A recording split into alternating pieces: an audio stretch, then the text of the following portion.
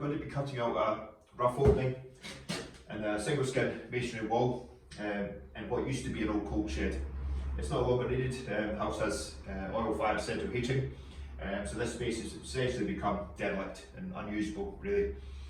I'm going to refit this existing ledge and brace door, which came off this opening here. It's in great condition considering it's over 70 years old, and I see no reason why it can't be used for the time being until the final fixings positions are figured out for the flooring, for the insulation, to bring in the services and things like that. There is going to be quite a lot of work in this area in the next few weeks, where we're going to be smashing up the floor and putting in a drainage channel.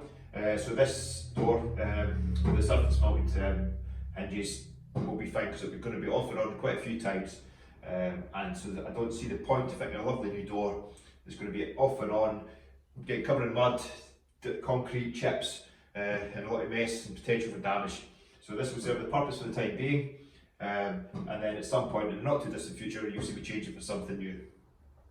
The actual opening itself, I'm not going to be fitting a lintel today, simply because I don't have the lintel, and also it's not going to be going into its final position anyway. The door width is going to stay as is, but the actual height is going to fluctuate at some point because we're going to be replacing the floor. So if you'd like to follow along, you'll see me cutting out the masonry, installing the door frame and refitting this door with basically just going to put a padlock, hasp and staple in it, or a slip bolt, something like that, something basic that will be functional for security, but at the same time it will allow us to access it easily, take it off and on for ongoing works.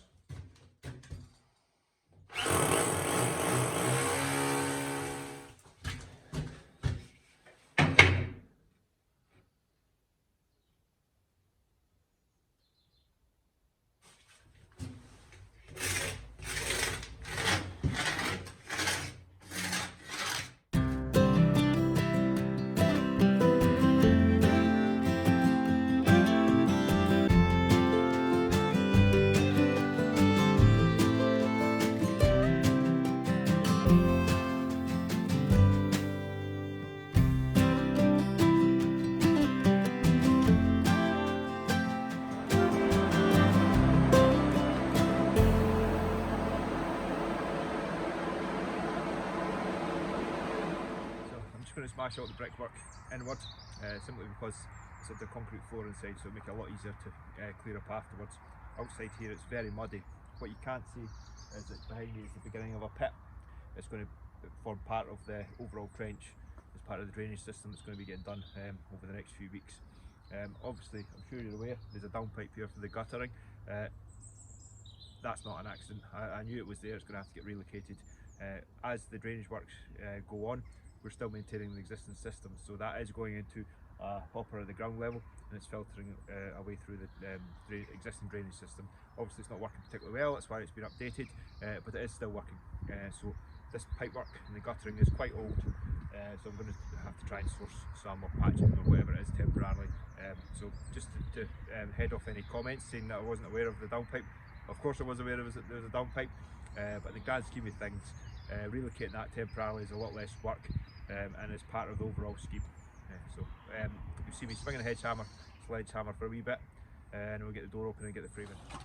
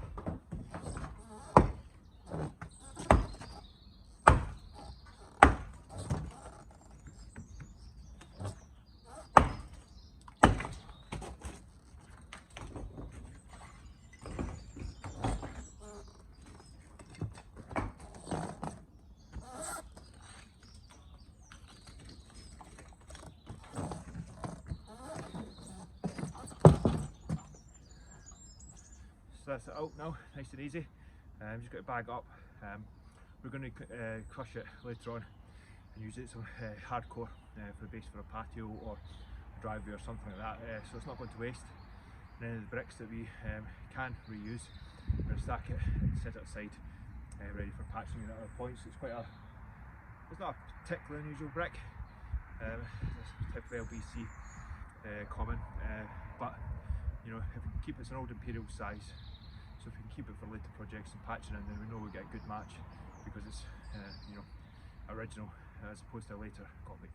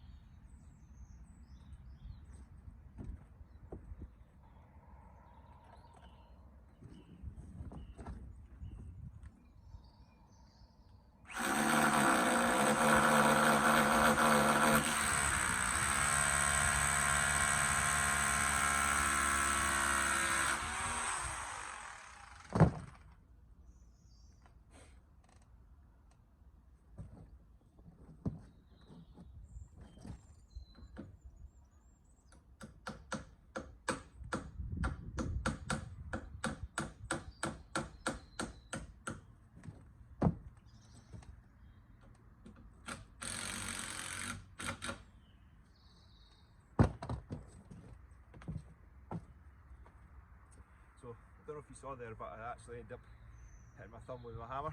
I'm using my old 16-ounce S-swing that I had since I was an apprentice, but I haven't actually used it for a few years. It's gone into the sort of old DIY pile, and I use a bigger hammer, a couple of bigger hammers actually on site now. So yeah, it's a smaller head than I'm used to, a bit lighter weight. This sort of balance is a little bit off, or at least it's a lovely hammer, but it's just what I'm used to now. So yeah, a bit painful. I'll survive, but yeah, we all make mistakes, don't we?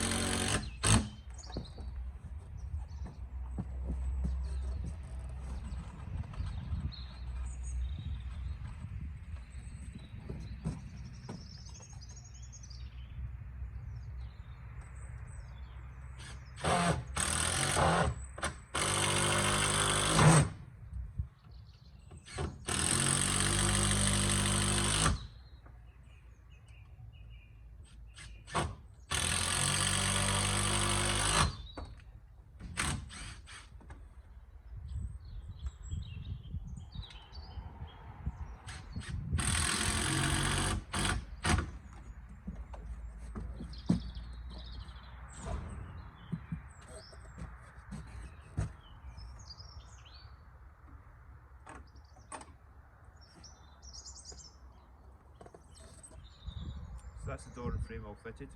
There's a couple of slide bolts on the inside to secure it, and this week at some point I will get another strap hinge for the middle just to stabilise it a little bit, make it a little bit more secure. You notice along the head and on the hinge side of the leg there's a bit of a gap, so we're just going to point that in with some lean mortar. It'll stabilise the brickwork and get rid of the worst of the gaps, but it is an old-fashioned glorified gate really, this door, so it's going to be drafty, it's going to be a bit rattly and things like that, but for the purpose that we need it for, it's going to be absolutely fine. At some point in the future it will get replaced with something much more robust, much more airtight, much prettier really. So that's it. Thanks for watching. Please like and comment and share if you can. Thanks.